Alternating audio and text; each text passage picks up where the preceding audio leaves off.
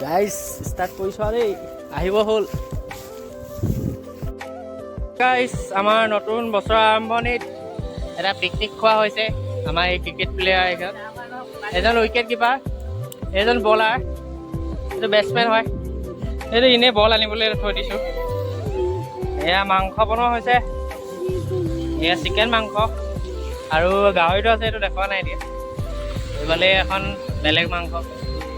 দাইল বনোৱা হৈ গ'ল এইফালে আছে ক'ত গ'ল দাইল এইফালে আৰু এইফালে ময়ো আছোঁ আৰু কৈ টকাটো এইটো নাই এই ক'ত গ'ল ফ্ৰেণ্ড কেমেৰা মোৰ বেক কেমেৰা কেনেকৈ কয় এই ময়ো আছিলোঁ যে গাইজ ময়ো আছিলোঁ